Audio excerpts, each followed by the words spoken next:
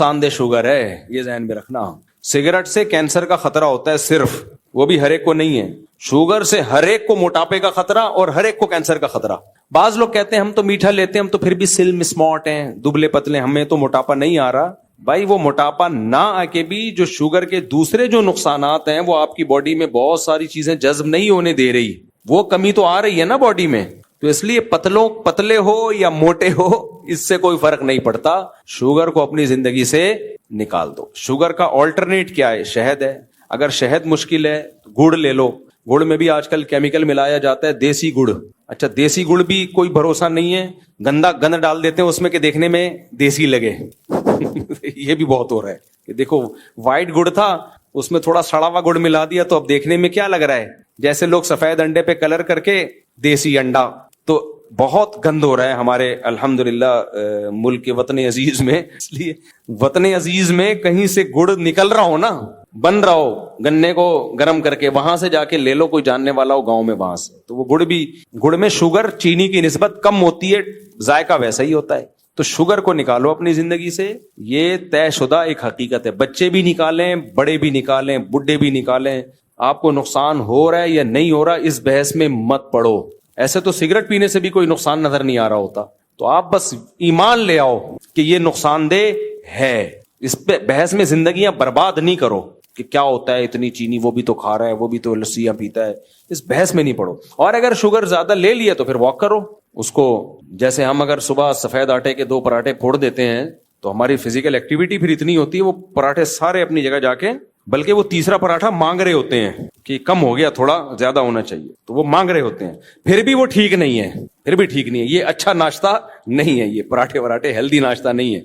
लाल आटे का हो, देसी घी का पराठा, वो ठीक है, लेकिन वो भी एक उम्र के बाद बेहतर नहीं है।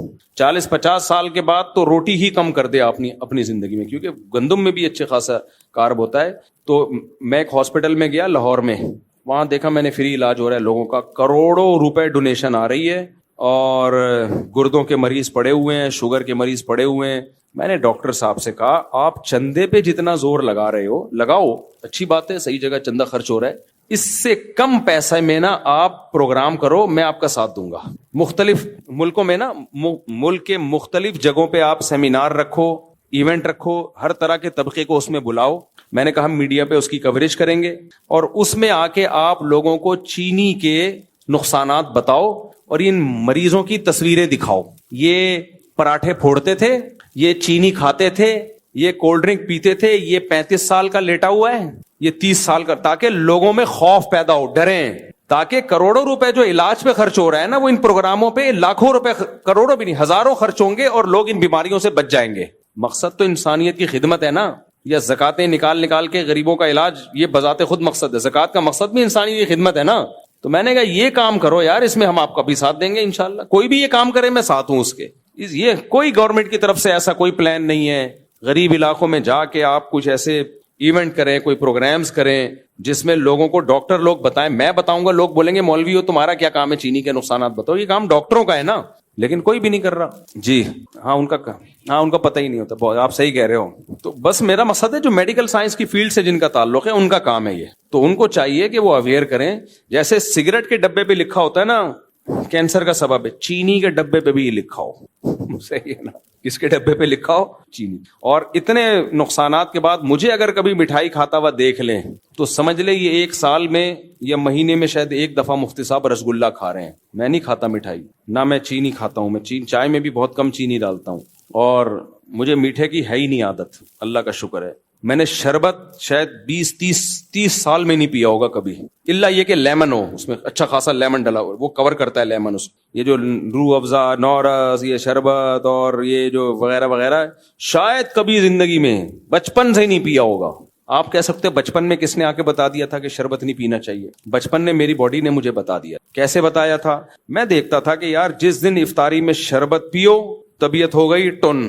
कहीं किसी के घर गए, उसने रूह अफ़ज़ा का भरा हुआ चीनी डाल के गिलास पिला दिया तो मुझे लगता था कि तबीयत हो गई टुन। ये होती है जब शुगर इतनी हाई होती है ना इंसान। मुझे शुगर की बीमारी नहीं है अल्हम्दुलिल्लाह, बहुत अच्छी रिपोर्ट है मेरी शुगर की, डॉक्टरों ने कहा एक्सीलेंट है, कोई फिलहाल दूर का इम्कान नहीं है। लेकिन शुगर होती है कि जब आप शरबत पीते हो आपकी बॉडी में एक्टिवनेस खत्म। मैं बचपन में बहुत एक्टिव था, बहुत भागता दौड़ता, टिकता नहीं था मैं, लेकिन मैं देखता था कि यार जिस दिन पिए तो बस जैसे पीने वाला नहीं होता पी के टून हो जाता है, वही हाल चीनी पी के होता है। उस दिन से मुझे खुद ही नफरत होना शुरू हो गई कि यार वो इतनी अल्लाह ने शऊर दिया था बचपन में कि जिस चीज को पीने के बाद ना भागा जा रहा है ना दौड़ा जा रहा है, सुस्ती आ रही है, तो मैं वो चंद सेकंड की लज्जत के लिए वो काम क्यों करूं जिसकी टेंशन 2-3 घंटे की है। देखो एक्टिव बॉडी वो आदमी ज्यादा खुश होता है या सुस्त? आपको नींद आ रही है पड़े हुए, कोई लतीफा भी सुनाएगा ना, सुस्त आदमी ऐसे पड़ा होता है ना, जब नींद आ रही हो, थकावट हो, कोई चीज अच्छी लगती है, बस आदमी कहता है पड़े रहो, मुझे उठाओ नहीं। और जब बॉडी में चुस्ती हो, हर काम में दिल लगता है उसका, हर काम, रिश्ता तलाश करने में भी मजा आएगा उसको। सुस्त आदमी को रिश्ता भी नहीं तलाश किया जाता उससे। तो इससे पता चलता है अभी देखो मैं कितना एक्टिव बैठा हुआ हूं ना, हालांकि मैं टोटल 5 घंटे शायद गहरी नींद सो जाऊंगा, बमुश्किल 4 से 5 घंटे 24 घंटे में अक्सर मेरी नींद होती है, 24 घंटे में 4 से 5 घंटे। लेकिन आप देखो अल्लाह का शुक्र है मैं बिल्कुल फिटफाट। क्यों? मैंने चीनी नहीं खाई हुई, ठीक है, मीठा नहीं खाया, दोपहर खाना भी नहीं खाया मैंने, सिर्फ 4 बजे मैंने 2 आम खाए हैं, वो मीठा इतना था कि उससे टुन होना शुरू हो गया था मैं, उससे भी होता है थोड़ा सा टुन, तो कोई बात नहीं, मैं ऐसे दीवार से सर लगा के 10 मिनट सो गया, उसके बाद फिटफाट आपको घूम रहा हूं, आपके सामने आया हूं। तो इतना बेड़ा गर्क करती है बॉडी में जाके, मैं हैरान होता हूं लोगों को देख के, यार पहले तुमने इतना फोड़ा, उसके बाद खीर भी फोड़ रहे हो, 2 लड्डू भी, यार इधर पकड़ाना, गुलाब जामुन पकड़ाना मेरा। अच्छा, मुझे लोग हदिया देते हैं मिठाई, मैं कभी नहीं खाता उसको। कल मैंने जुम्मे के दिन मैंने 2 रसगुल्ले खाए हैं, पता नहीं कितने महीनों के बाद, वो भी इसलिए कि इतना मेरी जुम्मे के दिन एनर्जी खर्च होती है ना, कई घंटे बयानात, तो फिर मैंने ये सोच के खा लिए कि रात का खाना नहीं खाऊंगा। खाना नहीं खाया मैंने, 2 रसगुल्ले फोड़ दिए मैंने, बस खाना नहीं खाया फिर मैंने रात को, वो भी ये समझ के खाया कि गलत मकरू अमल कर रहा हूं, मकरू है, ऐसे जैसे झींगा मकरू समझ के ऐसे खाए हैं रसगुल्ले 2। तो वो अब इसमें क्या होता है यार, क्या बात कर रहा था मैं, एक मिसाल दे रहा था ना, दिमाग से ही निकल गई। तो आदमी एक्टिव रहता है मेरे, हाँ वो मैंने 2 आम खाए, उसके बाद थोड़ा सा बिल्कुल फ्रेश हो गया, पूरा बयान किया मैंने, अभी आपके सामने बैठा हूं, कोई थकावट महसूस नहीं हो रही। तो भाई सबसे ज्यादा आदमी की जो खुश होता है वो जब बॉडी एक्टिव हो, अपने आप को जवान महसूस करता है, उसको हर चीज में दिलचस्पी होगी उसको। लेकिन जहां आपने मीठा खाया, लड्डू फोड़े, कोल्ड ड्रिंक पी, पेट भर के आपने तबीयत से खाना फोड़ दिया, फिर उसके बाद मीठा भी खा रहे हो, फिर ये भी खा रहे हो, अब ये वाली स्वीट चेक करें, तो उसके बाद क्या होगा? यूं झूमते रहोगे। रात को तो चलो आदमी पढ़ के सो जाता है, दिन में क्या करेगा वो? और रात को पढ़ के वो खा के सोना और अलग डेंजरस है, वो और नुकसानदेह है। लेकिन नहीं इंसान का बच्चा बनता भाई, आदमी नहीं बनता। जब अल्लाह ना करे शुगर ब्लड प्रेशर हाई होना शुरू हुआ ना, फिर गए काम से। मुझे अल्हम्दुलिल्लाह बीपी की बीमारी नहीं है, अपने वाकया सुनाने का मकसद कोई शोबाजियां नहीं है, लेकिन आपको मोटिवेट करना। चंद दिन पहले क्या हुआ, मुझे थोड़ा सा नीचे का बीपी हाई होना शुरू हो गया। सफर में खाने पीने की रूटीन खत्म, सोने की रूटीन, सफरों में कई दिन तक मुझे जागना पड़ता है, क्योंकि आदत खराब होती है तो नई नींद आती। तो मुझे याद है मैं अफ्रीका में था, तो वही खाना जबरदस्ती खिलाते भी हैं। बीपी मशीन पड़ी हुई थी, मैंने कहा जरा लेकर आओ यार। चेक किया तो नीचे का 100, ऊपर का तो सही था, नीचे का 100। तो वो उन्होंने कहा डॉक्टर साहब को दिखा। मैंने कहा कोई डॉक्टर साहब को दिखाने की जरूरत नहीं है, ये जो लाइफ स्टाइल मेरा चल रहा है ना, मैंने कहा जो सफर में, इससे 100 भी कम है। ब्रेन हेमरेज से अब तक मुझे मर जाना चाहिए, क्योंकि नींद हो नहीं रही है और खिलाए। वो मेजबान लोग ना ठोसते हैं, हजरत ये खाइए ना प्लीज। अबे नहीं खा सकता, मर जाऊं। नहीं हजरत देखें, इतनी मेहनत से बनाया है, घंटों से ये चल रहा है, ये उसकी पकाई हो रही है और देगे पे वो दम लग रहे हैं, ये तुम्हारे लिए तो है भाई। नहीं दिल चाह रहा है यार, नहीं खाओ। ये जबरदस्ती खिला के तो फिर वो ना एक्सरसाइज हो रही है ना नींद हो रही है, तो 100। तो उन्होंने मुझे कहा ये तो क्या है, डॉक्टर साहब भी कोई मेरे ख्याल बैठे हुए थे। मैंने कहा ये इंशाअल्लाह अल्लाह की रहमत से उम्मीद है इसका बाप भी नीचे आएगा, क्योंकि मुझे पता है कि ये बीपी जब हाई होना शुरू हो जाए ना, इंसान को क्या बर्बाद करता है। किडनी को फेल ये करेगा, दिमाग में आप पता कौमे में चले गए, लकवा हो गया। अल्लाह माफ फरमाए, हम सबको अल्लाह बचाए। हो अब भी सकता है अगर अल्लाह चाहे, अल्लाह हम सबको बचा के रखे, लेकिन अपने आप से तो खुद तो नहीं करे ना ये काम। मैंने फिर क्या किया, रात के 11:30 बज रहे थे जब ये रिपोर्ट आई है, यानी उधर ही। मैंने कहा जॉगर मैं सफर में साथ लेके चलता हूँ। मैंने बोला अभी कोई पार्क दो। उन्होंने कहा हजरत 11:30 बज रहे हैं बाहर। मैंने कहा पार्क बता दो, यहाँ अफ्रीका में कोई अच्छा सा पार्क है, انہوں نے کہا پارک تو نہیں ہے, ایک جگہ سڑک ہے. میں نے شوز پہنے, تگڑ تگڑ دوڑنا شروع. اتنا دوڑا, اتنی جاگنگ کی, پسینہ پسینہ پسینہ, ٹھیک ٹھاک. وہ جو میرے ساتھ بھاگ رہے تھے وہ بھاگنا بند کر دی. انہوں نے کہا نہیں ہم نہیں بھاگ رہے. بالکل جتنا اسٹیمنا تھا نا بھاگنے کا میں بھاگا. اس کے بعد آگے نہا دھو کے آرام سے 1 گھنٹے بعد میں نے بی پی چیک کیا تو 70, وہی 18 سال والا جوانوں کا ہوتا ہے, 70 اور 110 یا 120, انسان کا بچہ بن گیا.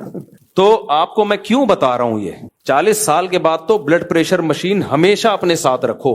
پہلے ہم بھی ان باتوں کو ویلیو نہیں دیتے. میرے والد صاحب کی ڈیتھ اسی طرح ہوئی ہے. ڈاکٹر کہتے تھے اب آپ 50-60 سال کے ہو گئے ہو. میرے والد صاحب بہت صحت مند تھے ماشاءاللہ, ایسے زبردست پرسنالٹی تھی ان کی, کوئی بیماری نظر نہیں آتی تھی. ڈاکٹر کہتے تھے کہ آپ بلڈ پریشر مشین رکھیں کیونکہ اس عمر میں بی پی ہوتا ہے. 40-50 سال کے بعد بیماریاں آتی ہیں, جتنے بھی آپ فٹ ہو رکھو بھائی, کیا, کیونکہ یہ خاموش قاتل ہے بلڈ پریشر, پتہ ہی نہیں چلتا کتنا ہائی ہو گیا. والد صاحب چونکہ تبلیغ میں وقت لگا ہوا تھا, بھائی اللہ سے ہوتا ہے, اللہ کے خیر سے کچھ نہیں ہوتا.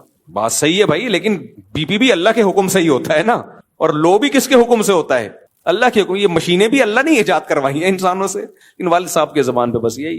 ایک دن چیک کیا تو اتنا ہائی ہوا تھا بی پی, تو والد صاحب کا کہنا یہ تھا اسی وجہ سے میں چیک نہیں کرتا. آج کل بڑے بوڑھے یہی کہتے ہیں, اسی وجہ سے ہم چیک ہی نہیں کرتے. جب تک چیک نہیں کرو فٹ رہتا ہے آدمی, جہاں چیک کیا ٹینشن میں آ گیا. اب ہم بھی سمجھا رہے تھے کہ بھائی اب اتنا ہائی ہے تو اب نہ دوا بھی نہیں کھائی. وہی ہوا ایک دن جب مجھے اطلاع آئی کہ جی وہ نماز کے انتظار میں بیٹھے ہوئے تھے, بی پی اتنا ہائی ہوا ہے, فالج ہوا اور اٹیک ہوا, تھوڑی دیر میں ہی ڈیتھ ہو گئی. تو ظاہر ہے اولاد کو پھر افسوس تو ہوگا نا. ٹھیک ہے جو موت جس وقت لکھی ہوئی ہے بھائی وہ آئے گی, لیکن اللہ نے ہمیں اسباب اختیار کرنے کا آرڈر دیا ہے, حکم دیا ہے. تو پھر ہم نے والدہ کے لیے زبردستی, والدہ کا پھر ہم بی پی چیک کرتے تھے. والدہ, ہم نے کہا بھائی ایک والد صاحب پہ ہمیں خود بھی اویئرنیس نہیں تھی نا, کوئی ہمیں سمجھانے والا نہیں تھا. اگر ڈاکٹروں نے ہمیں سمجھایا ہوتا یا حکومت کا کوئی اسکولوں میں سسٹم ہوتا سمجھانے کا, کالجز میں سسٹم ہوتا, تو ہم بھی مشین لا کے رکھتے. ابا چیک کرتے نہیں کرتے, زبردستی چیک کرتے ہیں. ان کا بھائی کہ آپ کا بی پی اتنا ہائی لے کے گھوم رہے ہو آپ. نیچے کا 140 تھا میرے والد صاحب کا, جب ڈیتھ ہوئی ہے تو نیچے کا بی پی 140 اور گھوم رہے ہیں خوش و خرم. بی پی ایسی خطرناک چیز ہے, یہ بتاتی نہیں ہے. آدمی فٹ فاٹ لطیفے سنا رہا ہوگا, 4 شادیوں کی بات کر رہا ہوگا, چیک کرے گا 140 اور ٹانگ سے مر جائے پھر بھی غنیمت ہے. مر جائے, مرتا نہیں ہے. بعض دفعہ ایسا ڈیمیج ہوتا ہے کہ گئے 20-25 سال. تو اس لیے یہ جو بلڈ پریشر کی بیماری ہے, اس کو میں ڈرا نہیں رہا آپ کو, پیسا نہ ہو بیٹھے بیٹھے سب کا بی پی شوٹ کر جائے ابھی تو میرے کھاتے میں آ جائے کہ اس نے ڈرایا تھا. 40 سال کے بعد نا یہ مشینیں گھر میں رکھنا ضروری ہے. میرے سب گھروں میں بلڈ پریشر کی مشین رکھی ہوئی ہے میں, کیونکہ یا تو میرا پریشر بڑھتا ہے یا گھر والوں کا. شادی شدہ آدمی تو ایک دوسرے کا بی پی ویسے ہی بڑھاتا ہے. ہر شادی 18 سال میں شادی ہوئی ہے, بلڈ پریشر مشین لے آؤ. وجہ اس کی ہے کہ اب دونوں ایک دوسرے کا پریشر کنٹرول کریں گے. بعض دفعہ بیگم آنچ بڑھا دیتی ہے, آپ کا پریشر ہائی کر دیتی ہے. بعض دفعہ آپ کو ایسی الٹی بات کرتے ہیں, اس کا پی پی کیا ہو جاتا ہے.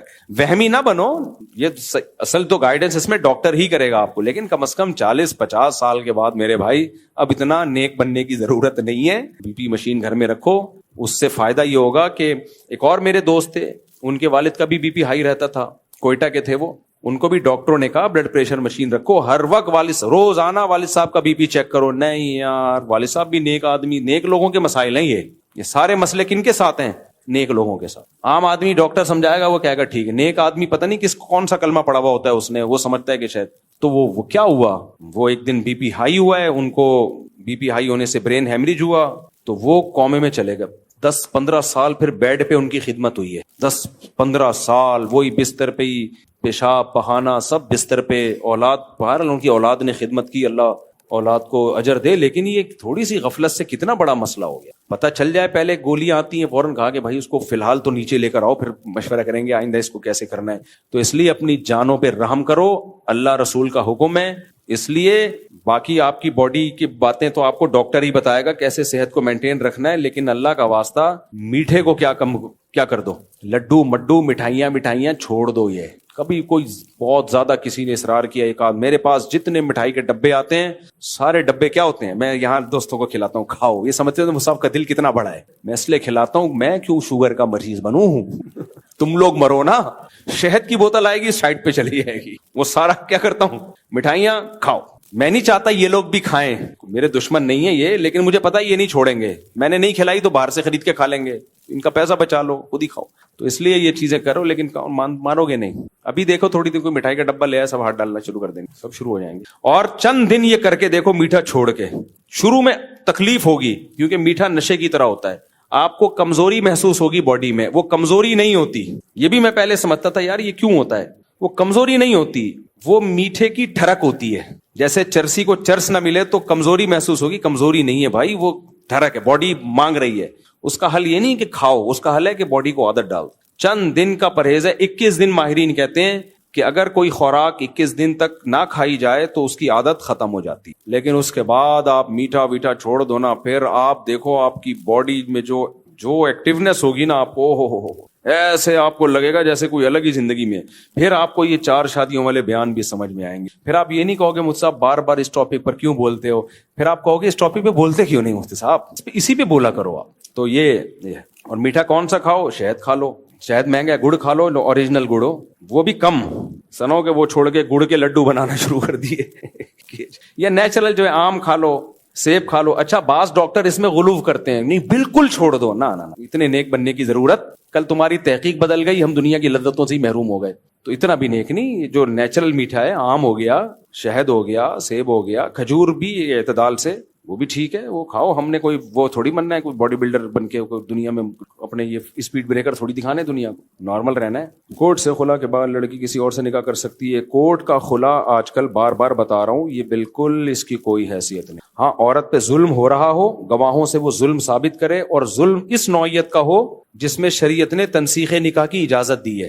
تو اس نوعیت کا ظلم جب کورٹ میں ثابت کر دے گی تو عدالت اس کو خلا کہے گی, لیکن ہم کہتے ہیں چلو نام خلا کا ہے, حقیقت میں تنسیخ نکاح ہے. جب تک اس نوعیت کا ظلم وہ ثابت نہیں کرتی تو کورٹ کے خلا دینے سے کوئی حیثیت نہیں ہے. وہ زنا ہے. آج کل وکیلوں کی بھی شارٹ کلپ بہت زیادہ آ رہے ہیں, اور کچھ مذہبی اسکالرز کے بھی بہت زیادہ آ رہے ہیں کہ نہیں جی اگر کورٹ خلا دے دی. وفاق ابھی میں نے کل ایک کلپ دیکھا جس میں کہہ رہے ہیں کہ شرعی عدالت نے اس خلا کو ویلڈ مانا ہے. ایک آدمی کی بیوی کو کورٹ نے خلا دی, اس نے وفاقی شرعی عدالت میں کیس فائل کر دیا کہ یہ میں چونکہ اس خلا پہ راضی نہیں ہوں, میں بیوی کے پورے حقوق ادا کر رہا ہوں, لہذا یہ خلا کالعدم ہے.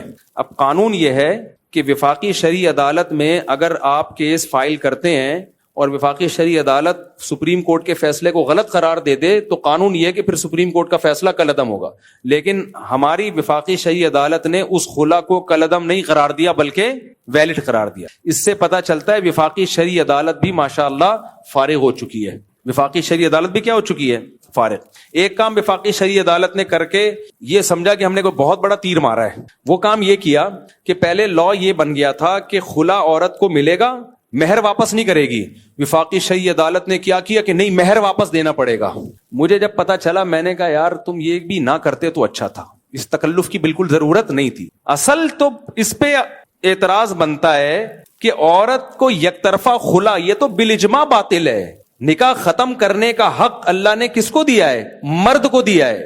یہ اتنی 2 اور 2 4 کی طرح کلیئر بات ہے نا کہ یہ جو مذہب کچھ اہل حدیث ہیں جو کہہ رہے ہیں عدالت کا خلا صحیح ہوتا ہے, یہ ایسے یہ اس کا مطلب ان کو اسلام کی الف بے بھی نہیں آتی ہے, کامن سینس بھی نہیں ہے. الف بے تو دور کی بات, کامن سینس کی ایک میں بات کرتا ہوں, یہ آپ غور سے ادھر توجہ, پھر یہ ختم کرتے ہیں اپنا یہ مسائل کا سیشن.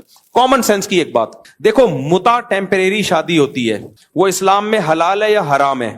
میں آپ سے سوال پوچھ رہا ہوں. میرا یہ کلپ بہت زیادہ چلانا تاکہ وکیلوں کو پتا چلے کہ وفاقی شرعی عدالت 100 دفعہ بھی فیصلہ کر دینا کہ یہ خلا جو کورٹ دے رہی ہے یہ صحیح ہے, پھر بھی اس کے فیصلے پر 101 دفعہ لعنت بھیجتے ہیں ہم, کیونکہ اس کے لیے شریعت کا علم ضروری نہیں ہے. اس کے لیے کھوپڑی اگر کسی کے پاس ہو نا, کسی جج کے پاس عقل ہو, وہ بھی یہ کبھی اس عدالتی خلا کو صحیح نہیں قرار دے سکتا.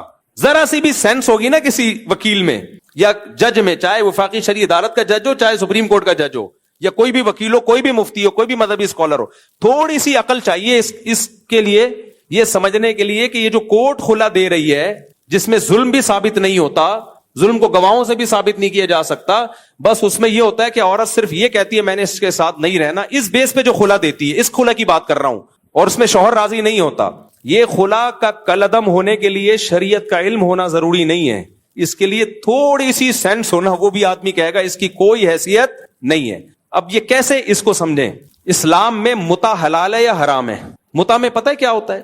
1 مہینے کی شادی, 15 دن کی شادی, 1 گھنٹے کی شادی, اس میں شادی میں کیا ہوتا ہے, آپ نے متا کیا 2 گواہوں کی موجودگی میں کہ میں اس عورت کے ساتھ کو اپنی 1 مہینے کے لیے اس سے ایگریمنٹ کر رہا ہوں کہ یہ میری بیوی رہے گی 1 مہینے کے لیے. یہ ہے ٹیمپریری شادی, 1 مہینے کے لیے ہو رہی ہے. اس میں بھی وہ عورت پابند ہوتی ہے کہ کم سے کم 1 مہینہ آپ کے ساتھ رہے گی.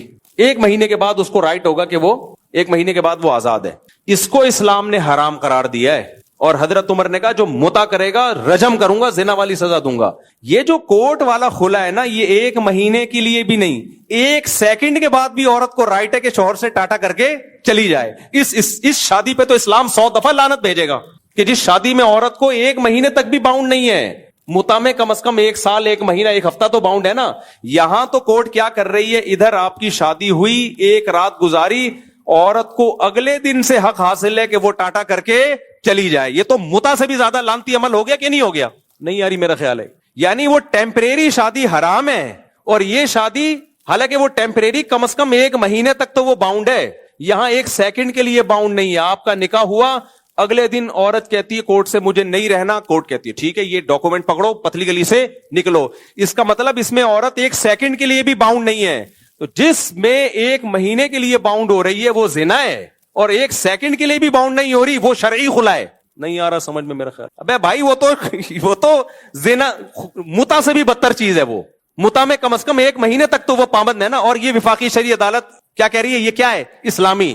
یہ فارغ لوگ ہیں بھائی, تبھی ہم کہتے ہیں تقلید ائمہ اربع کی تقلید کرو, کیونکہ ورنہ نہیں کرو گے نا مذاہب اربع کی تقلید, ان فنٹروں کی تقلید کرنی پڑے گی آپ کو, یہ ان محققین کی جو اس زمانے کے محققین ہیں. تو متا میں کم از کم 1 مہینہ 2 مہینہ 1 ہفتہ عورت باؤنڈ ہوتی ہے, ایگریمنٹ کا حصہ ہے. میں نہیں جا سکتی, شادی ہماری 1 مہینے کے لیے ہوئی ہے. مرد کے پاس رائٹ ہوتا ہے جب چاہے چھوڑ دے. لیکن یہ جو آج کل نکاح ہو رہا ہے نا, آپ جو کہہ رہے ہو کہ عورت کو ہر وقت رائٹ ہے, اس کا مطلب اسلام نے تو جس نکاح کو حلال کیا وہ متا سے بھی بدتر ہو گیا بھائی, کیونکہ اس میں تو ہر وقت یہ رائٹ دے دیا اسلام نے. پھر متا کا مطلب کیا ہوا؟ متا میں جو معاہدہ ہوا تھا 1 مہینہ رہوں گی, وہ 1 مہینے تک پابند ہے. اور جو نکاح ہے اس میں 1 مہینے کے لیے بھی پابند نہیں ہے, اس میں ہر وقت اس کے پاس یہ رائٹ ہے. ہمارے پاس کیس آ رہے ہیں, شادی ہوئی رخصتی سے پہلے ہی عورت نے کورٹ سے خلا لے لیا, شادی ہوئی رخصتی کے اگلے دن عورت نے کورٹ سے خلا لے لیا, شادی ہوئی 1 مہینے بعد عورت نے کورٹ سے خلا لے لیا. کورٹ کہتی ہے وہ والا بھی ٹھیک ہے, یہ والا بھی ٹھیک ہے, اگلا والا بھی ٹھیک. شادی ہوئی 3 بچوں کے بعد عورت نے کورٹ سے خلا لے لیا, وفاقی شرعی عدالت کہہ رہی یہ بھی ٹھیک. صحیح ہے نا؟ سارے جتنے بھی 6 بچوں کے بعد بھی ٹھیک, 6 بچوں سے پہلے بھی ٹھیک, بچے سے پہلے بھی ٹھیک, 1 مہینے بعد بھی ٹھیک, 1 سیکنڈ بعد بھی ٹھیک. اس کا مطلب اسلام میں نکاح کوئی پائیدار رشتہ ہے ہی نہیں. ہر وقت دونوں کے پاس یہ رائٹ ہے, جب چاہیں جس کو چھوڑ دیں. تو میں کہتا ہوں گرل فرینڈ بوائے فرینڈ میں اور میاں بیوی میں پھر وہ باریک لکیر کیا ہے جس سے پتا چلے کہ یہ میاں بیوی ہے اور یہ کیا ہے, گرل فرینڈ بوائے فرینڈ. آپ کہہ سکتے ہو فرق یہ ہے کہ اس کو شوہر کہا جاتا ہے, اس کو بوائے فرینڈ کہا جاتا ہے. تو کیا مطلب اگر شوہر کو بوائے فرینڈ کہہ دو تو بوائے فرینڈ کو شوہر کہہ دو تو پھر وہ شوہر بن جائے گا؟ یہ نہیں ہوتا. نکاح میں اور گرل فرینڈ بوائے فرینڈ میں بیسک فرق, اور متا میں فرق ہی یہی ہے کہ متا میں 1 مہینے بعد اگر ایگریمنٹ ہوا ہے تو 1 مہینے بعد عورت کے پاس رائٹ ہوگا چلی جائے, اور گرل فرینڈ بوائے فرینڈ میں ہر وقت عورت کے پاس رائٹ ہوگا کہ شوہر کو یعنی اپنے بوائے فرینڈ کو چھوڑ دے. نکاح میں عورت کے پاس رائٹ ہوتا ہی نہیں ہے کہ وہ چھوڑ دے شوہر کو, یہ ہے ہی نہیں. یہ رائٹ کس کے پاس ہے؟ مرد کے پاس. ایک طرف سے باؤنڈ ہو جاتی ہے عورت, اسی کو اٹ از کالڈ نکاح, اس کو شادی کہتے ہیں. یہ بیسک فرق ہے. اب اس میں آپ کو لگے کہ یہ اسلام نے ظلم کیا, عورت کو حق نہ دے کے آپ کو لگے آپ اسلام چھوڑ دو آپ اسلام. کوئی ضرورت نہیں ہے اسلام کو کہ اسلام آپ کو ایک ایک چیز کی لاجک سمجھائے, چھوڑ دو آپ اسلام. لیکن اسلام کو تبدیل کرنے کی کوشش مت کرو. اسلام میں عورت آتی اپنی مرضی سے ہے, جائے گی شوہر کی مرضی سے. شوہر ڈیورس دے گا, 1 طلاق 2 طلاق کے بعد اس کو رائٹ ہے رکھنے کا, تیسری کے بعد اس کے رائٹ نہیں ہے, تو 3 طلاقوں کے ساتھ چھوڑے گا. اور خلا یہ دونوں طرف کا ایگریمنٹ ہے, جب تک قرآن کہتا ہے دونوں راضی نہیں ہوں گے. خلا کا مطلب کیا ہوتا ہے؟ عورت شوہر سے مطالبہ کر رہی ہے کہ مجھے میرے نکاح سے آزاد کر دو, اور شوہر اس کی اس پیشکش کو قبول کر رہا ہے. کس کے بدلے میں؟ مہر کے بدلے میں. تو یہ بارگیننگ سے ہوگا آپس کے. اس میں کورٹ کا کام یہ ہے کہ دونوں کو ایگری کروانا, کہ شوہر کو راضی کروانا کہ تم چھوڑ دو. اگر وہ نہیں چھوڑتا تو پھر خلا نہیں ہوگا. اس لیے میں بار بار کہتا ہوں جج صرف اپنی بیوی کو چھوڑ سکتا ہے, دوسروں کی بیویوں کو چھڑوانے کا, نکاح ختم کرنے کا جج کے پاس رائٹ نہیں ہے. یہ رائٹ اللہ نے میرے باپ کو نہیں دیا, میری ماں کو نہیں دیا, جج کو کیسے دے دیا یہ رائٹ؟ میں ججوں کو بولتا ہوں تم خدا کے عذاب سے ڈرو یار, تم کچھ کر, فائل کو واپس کر دیا کرو, بولو بھائی یہ ہم زنا کا دروازہ نہیں کھول سکتے, ہم یہ کیس ہی نہیں لینا, ہم نے سپریم کورٹ میں لے کے جاؤ. وکیل کے پاس جب یہ کیس آئے, وکیل بولے میں نے کوئی زنا کا اڈا کھولا ہوا ہے, تو اس کی بیوی ہے, میں تیرے کو کسی اور کی بیوی بنا دوں. حرام خورو, تم جہنم میں الٹے لٹکے ہوئے ہوگے, اس قانون کے خلاف آواز اٹھاؤ بغیر. تو زنا کا اڈا کھول دیا ان لوگوں نے, یہ کچھ بھی نہیں ہے, اس پہ تو رجم بنتا ہے, سزا بنتی ہے کہ کسی عورت سے مرد سے نکاح کرے گی اس کو تو اصولی طور پہ تو رجم کرنا چاہیے اس کو. اس پہ وفاقی شرعی عدالت کے کبھی کلپ چلائے جا رہے ہیں, مجھے نہیں پتا وفاقی شرعی عدالت نے دیا ہے کہ نہیں دیا, لیکن دیا ہے 100 دفعہ اس فیصلے پہ لعنت, کیونکہ یہ کامن سینس کے بھی خلاف ہے, قرآن و سنت کے تو خلاف ہے ہی. اور اہل حدیثوں سے بولتا ہوں خدا کے عذاب سے ڈرو, تمہارے اندر تحقیق کی صلاحیت ہے تو تحقیق کر کے کیا کرو, ورنہ مجتہدین کی تقلید کرو بھائی. تو قاری خلیل الرحمان کا بھی کلپ آیا ہوا ہے تھوڑی دن پہلے, وہ خلا کے بارے میں عورت کا رائٹ ہے, کورٹ سے لے سکتی ہے. تمہیں خلا کی اسپیلنگ آتی ہے؟ خلا کہتے کس کو ہیں؟ کتابیں اٹھا کے دیکھو, قرآن و سنت کی تفسیر اٹھا کے دیکھو, جو منہ میں آئے بیٹھ کے چلا دیتے ہو. مجھے قاری خلیل سے کوئی ذاتی بغض نہیں ہے, لیکن اس کلپ کی وجہ سے کتنے گھروں میں آگ لگی ہے. وہ جہلم والی سرکار نے بھی چلا دیا, 1 دفعہ نہیں 2 دفعہ نہیں, میں نے کہا مسٹیک, وہ بار بار چلاتا رہا. کتنے گھروں میں آگ لگی ہے, کتنے گھروں میں طلاقیں ہو رہی ہیں کہ عورت کے پاس بھی رائٹ ہے. نہیں ہے رائٹ عورت کے پاس, آئے گی اپنی مرضی سے, جانے میں اس کی مرضی نہیں ہے. شوہر چھوڑے گا تو کہیں اور شادی کرے گی, نہیں تو نہیں. ہاں بار بار کہتا ہوں, ظلم اگر کر رہا ہے وہ ایک الگ کہانی ہے, نہ نفقہ ہی نہیں دے رہا, لٹکا کے چھوڑ کے چلا گیا ہے بیرون ملک, پوچھتا ہی نہیں ہے, وہ ایک الگ کہانی ہے, اس میں تو تنسیخ نکاح ہے. ہم نارمل میاں کی بات کر رہے ہیں, تو یہ نہیں ہے. پھر عورت کہ مجھے پسند نہیں ہے, میں نہیں رہنا چاہتی. بھائی آپ کو پسند ہے یا نہیں ہے, یہ باتیں پہلے سوچنے کی تھی, اب آپ کو اس کو پسند کرنا پڑے گا. یہ ضرور ہے کہ اگر عورت شوہر سے علیحدگی لینا چاہتی ہے, ہم شوہر کو مشورہ ضرور دیں گے کہ چھوڑ دو. جیسے جمیلہ بنت ثابت, صحیح بخاری کی حدیث ہے, نبی کے پاس آئیں کہ میں اپنے شوہر سے خلا لینا چاہتی ہوں, مجھے پسند نہیں ہے. تو آپ صلی اللہ علیہ وسلم نے ان کے شوہر کو بولا کہ ان کو کیا کرو, چھوڑ دو. نبی نے نکاح ختم نہیں کیا. یار پیغمبر نہیں کر رہے کسی کا نکاح ختم, پیغمبر سے بڑا اونچا مقام کس کا ہوگا؟ کیوں نہیں کر رہے؟ ان کو پتا ہے بھائی بیوی کس کی ہے, حضرت ثابت کی زوجہ ہے, تو حضرت ثابت سے کہہ رہے ہیں چھوڑ دو. حضرت ثابت نے کہا چھوڑ دیا میں نے, ٹھیک ہے, ڈیورس دے دی ان کو اور باغ واپس لے لیا. تو جب پیغمبر کسی کی بیوی کو طلاق نہیں دلوا رہے, جج کون ہوتا ہے بھائی؟ جج کون ہوتا ہے؟ تبھی حضرت جمیلہ بنت ثابت نے یہ نہیں کہا کہ یا رسول اللہ آپ میرا نکاح ختم کر دیں, مجھے شوہر سے خلا دلا دیں, شوہر دے گا خلا. تو شوہر کے پاس آئیں, نبی نے ان کے شوہر کو بلایا اور شوہر کو کہا کہ چھوڑ تو نہیں رہنا چاہتی. اگر شوہر کہتے میں نہیں چھوڑ رہا, تو آپ کہتے بھائی ٹھیک ہے جاؤ پھر گزارا کرو. مشورہ تو یہی دیا جائے گا.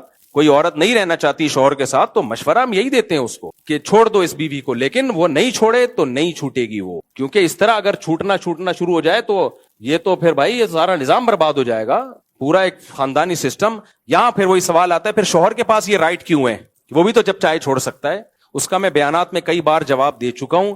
فی الحال یہ جواب کہ رائٹ ہے شوہر کے پاس. اس میں حکمت کیا ہے آپ کی سمجھ میں آئے یا نہ آئے, اسلام یہی کہتا ہے. تو آپ چھوڑ دو اسلام کو. جہاں اتنے سارے کافر ہیں, 2-4 اور بھی کافر ہو جائیں تو ہماری صحت پہ کوئی فرق نہیں پڑے گا, لیکن اسلام کو آپ چینج نہیں کر سکتے. اسلام اس خلا کو زنا کہتا تھا, زنا کہتا ہے, زنا کہتا رہے گا. اور میں بھی کہتا تھا اس خلا کو زنا تھا, زنا ہے اور زنا رہے گا, جب تک کوئی ویلڈ ریزن ثابت نہ کی جائے. ویلڈ ریزن ہو تو پھر ہم نے بھی بہت سارے خلوں کو لکھا ہے کہ یہ شرعی طور پر.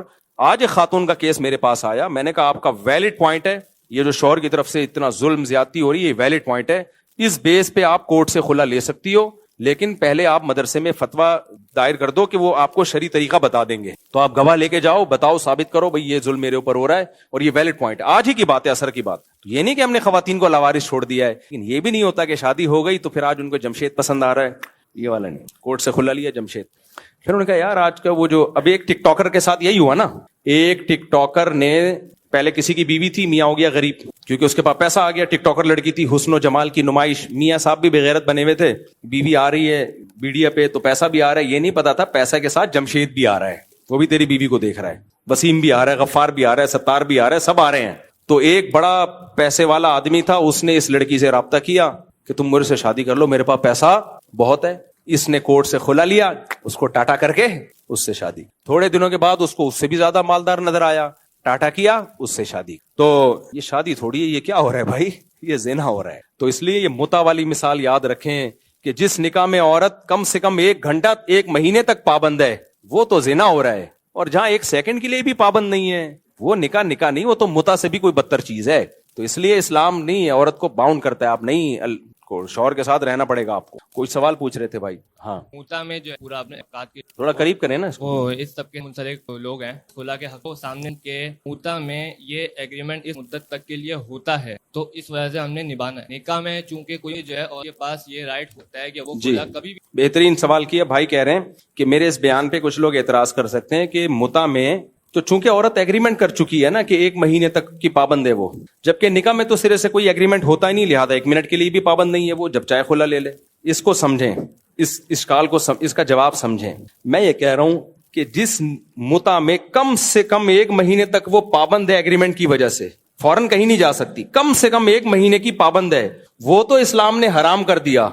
और जिस निकाह में 1 सेकंड के लिए भी पाबंद नहीं है, वो वाला निकाह कैसे हलाल हो जाएगा? नहीं, हराम है, मुता हराम है। नहीं, देखो ये कह रहे हैं कि वो इसलिए हराम है कि 1 महीना तो दोनों पाबंद है निभाने का। ना, देखो इस्लाम किसी चीज को हराम इसलिए थोड़ी कहेगा कि 1 महीने तक तो पाबंद है। हराम निकाह और जिना को जो चीज एक दूसरे से जुदा करती है वो क्या है? जिना में कोई किसी का पाबंद नहीं होता और मुता में 1 महीने का पाबंद होता है। तो इस्लाम कहते हैं शादी 1 महीने के पाबंदी से नहीं, शादी पूरी जिंदगी की पाबंदी से होती है। तो इसके बावजूद जो टेम्परेरी निकाह है, चूंकि उसमें पूरी जिंदगी के लिए बाउंड नहीं हो रही है, इसलिए उस टेम्परेरी निकाह को जिना करार दिया गया। तो जिस एग्रीमेंट में, जिस निकाह में 1 सेकंड के लिए भी पाबंद नहीं हो रही, वो मुता से भी बदतर निकाह होगा फिर वो। यानी मुता के हराम होने की वजह क्या है कि भाई औरत तो पूरी जिंदगी के लिए पाबंद होती है कि शौहर के निकाह में रहे, ये 1 महीने के बाद क्यों, 1 महीने की शादी क्यों हो रही है? हालांकि वो 1 महीने तक पाबंद है। और ये जो अदालती खुला है इसमें तो 1 सेकंड के लिए भी पाबंद नहीं है। तो ये एक तरफ से तो पाबंदी है ना। हलाला क्यों हराम है? हलाला जो एग्रीमेंट का हलाल है वो क्यों हराम है? इसलिए कि उसमें ये मुआहदा होता है कि हम बिस्तरी के बाद 1 दिन या 2 दिन या 1 महीने के बाद औरत को छोड़ दिया जाएगा, ये एग्रीमेंट होता है। इस एग्रीमेंट की वजह से वो शरई निकाह भी लानती अमल बन गया। तो इससे पता चलता है शरीयत कोई ऐसा एग्रीमेंट चाह ही नहीं रही है कि उसमें औरत को छोड़ने पर मर्द पाबंद हो जाए, ये चाह ही नहीं रही है। और यहां क्या है, आपने कोर्ट के जरिए उसको शादी से पहले ही राइट दे दिया कि जहां भी जब भी शादी करोगी हर वक्त तुम्हें अलहदगी का राइट तुम्हारे पास रहेगा। तो ये मुता से बदतर बना दिया आपने निकाह को। मैं समझा पाए हूं अपनी बात? हाँ ना। मुता में तो अच्छा, शिया लोग क्या कहते हैं कि मुता इसलिए जायज है कि जिना बगैर गवाहों के होता है, मुता गवाहों के साथ होता है। भाई जिना गवाहों की मौजूदगी में कर लो, इसमें क्या जा रहा है? फर्क यही है जिना में और निकाह में कि जिना में वो तवाइफ पाबंद नहीं होती। और हम मुता को भी हराम क्यों कहते हैं? हम कहते हैं देखो कि अगर टेम्परेरी जो निकाह होता है जिसमें कुछ वक्त के लिए होता है, ये अगर हलाल हो गया ना तो जिना का चौपट दरवाजा खुल जाएगा। आपको किसी तवाइफ से मुंह काला कराना है तो आप कहोगे भाई ऐसा है कि मैं 2 दोस्त लेकर आता हूं, वो दोनों मुता का एग्रीमेंट कर रहे हो, तो उनकी मौजूदगी में तुमसे मुता का एग्रीमेंट करूंगा 1 रात का, 1 रात तक तुम मेरी पाबंद हो। तो ये तो वही हो गया ना जिना। तो बड़ी जो बुनियादी फर्क है निकाह में और जिना में कि निकाह में जब औरत आएगी तो हमेशा के लिए बाउंड हो गई वो।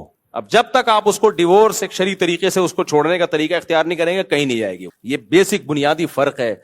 और जिना में वो पाबंद नहीं है। तो आपने निकाह में भी उससे पाबंदी से आजाद कर लिया, तो जिना में और निकाह में फर्क क्या हो गया? खत्म।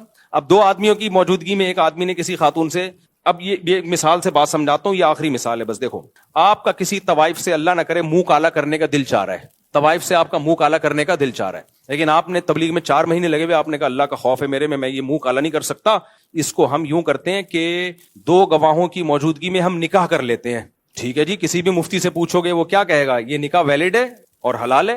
यही तो कहते हैं भाई, जिना के बजाय क्या कर लो, निकाह करो। लेकिन वो तवाइफ कहती है तुम अगर निकाह कर लोगे फिर तो डिवोर्स का हक तुम्हारे पास आ जाएगा, फिर मैं कहीं और तो मुंह काला कर नहीं सकूंगी। तो आप कहते हैं अच्छा फिर ऐसा करते हैं कि 1 घंटे का निकाह कर ले। तो ये क्या है? मुता है ना, ये हराम है। इससे ज्यादा आसान तरीका ये कि कोई बात नहीं, निकाह कर लेते हैं, जब चाहो तुम्हें पसंद ना हो कोर्ट से जाके क्या ले लेना, केस फाइल करना, अलहदगी ले लेना। वो जो पहले 2 हो रहे थे ना, वो तो फिर भी कुछ एग्रीमेंट करके और बातें, ये तो कोर्ट ने बगैर एग्रीमेंट के हमेशा के लिए औरत को कह दिया कि 1 रात भी गुजारनी हो किसी आदमी के साथ तो गुजार लेना, 2 गवाहों की मौजूदगी में निकाह करके, क्योंकि हर वक्त तुम्हारे पास घर से भागने का ऑप्शन रहेगा। तो मतलब ये इस्लाम को समझने की कोशिश करो कि यार ये इस्लाम इस बेहूदगी की इजाजत देगा, इस बेहूदगी की इजाजत देगा इस्लाम? इसे बेवकूफों वाले कानून मुसल्लत कर दिए हमारे ऊपर। बकवास करते हैं डॉक्टर, कहते हैं डिलीवरी के बाद कम से कम इतना गैप होना चाहिए, ये नेचुरल है, जितना